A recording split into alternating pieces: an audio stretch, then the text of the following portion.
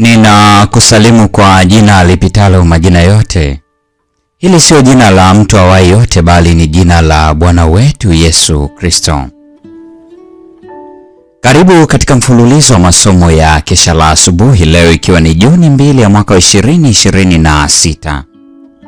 Leo tunaenda kuiangazia mada inasema si kuhukumu bali kuokoa. Na mada hii imejengeka katika kitabu cha Injili kama ilivyoandikwa na Yohana Mtakatifu, sura ile ya 3 aya 17, ambapo neno la Mungu linasema, maana Mungu hakumtuma mwana ulimwenguni ili auhukumu ulimwengu, bali ulimwengu uokolewe katika yeye. Tuombe. Baba mwema, uketie mahali pa siri juu mbinguni, watoto wako wa kiume na wa kike tumekuja miguuni pako asubuhi ya leo. Tunalisifu na kulitukuza jina lako. Tunasema asante kwa nafasi hii ya pekee uliyotupatia watoto wako. Tumekutenda dhambi wewe peke yako. Tusamehe dhambi zetu, tusafishe na ututakase. Asubuhi ya leo tumekuja kujifunza, tunaalika uwepo wako uende pamoja nasi. Roho wako Mtakatifu akatusaidie kuyakubali haya na kuyafanyia kazi katika maisha yetu. Zaidi sana tunakushukuru kwa sababu umesikia kuomba kwetu na utatenda sawasawa na mapenzi yako. Ndilo ombi letu katika jina la Yesu Kristo, amina. Si kuhukumu bali kuokoa. Kuna watu ambao wamejawa na hofu kwa kutokuamini.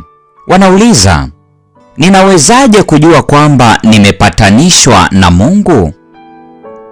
Ninawezaje kuwa na uhakika kwamba ananipenda na kunisamehe?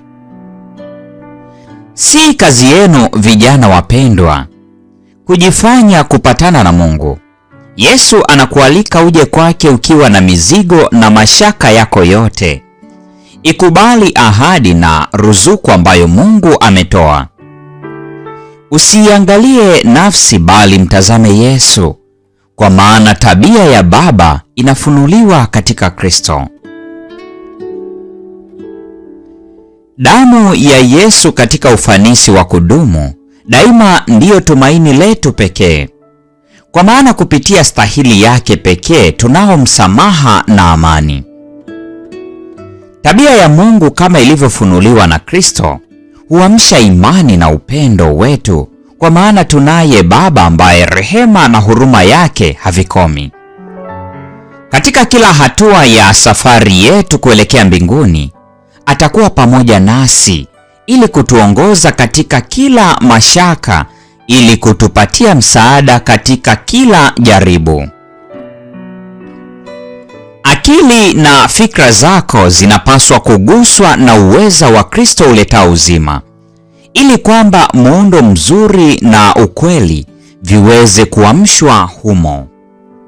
Kuna ukweli mkuu na wa thamani ambao unadai tafakari yako, ili kwamba uweze kuwa na msingi bora kwa ajili ya imani yako, kwa kuwa na maarifa sahihi ya Mungu.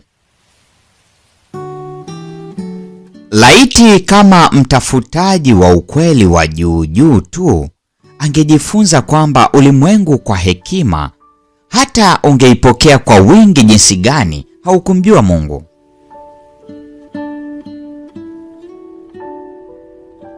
Ni vizuri kutafuta kujifunza yote tuwezayo toka kwenye asili, lakini usiache kuangalia mbali na asili, yaani kwa Yesu, kwa ajili ya wasilisho kamili la tabia ya Mungu aliye hai.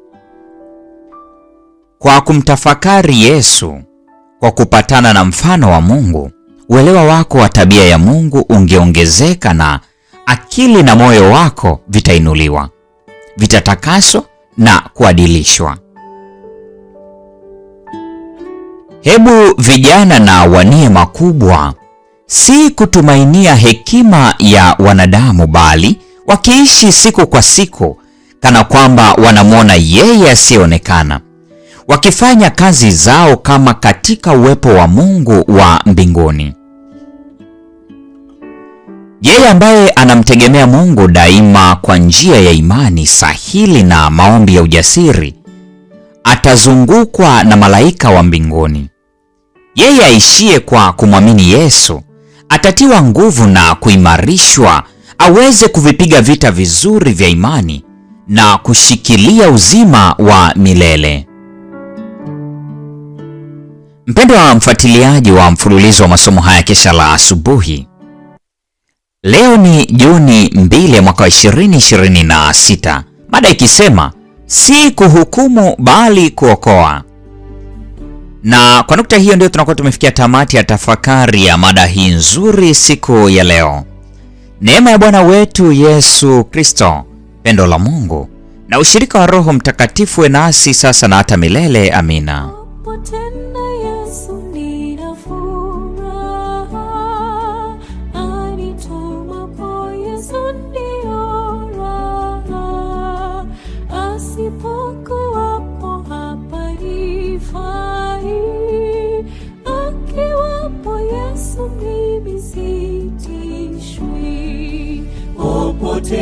Popote sina mashaka, popote na Yesu naweza kwenda. Popote sina mashaka, popote na Yesu naweza kwenda.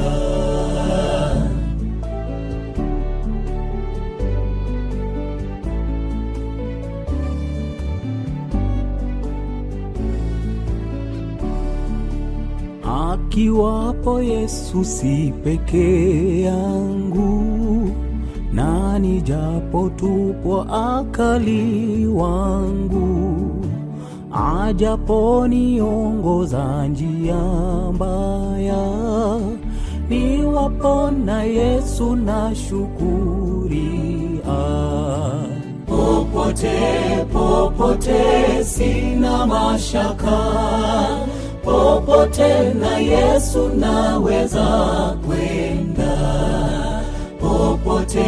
Popote sina mashaka, popote na Yesu naweza kwenda.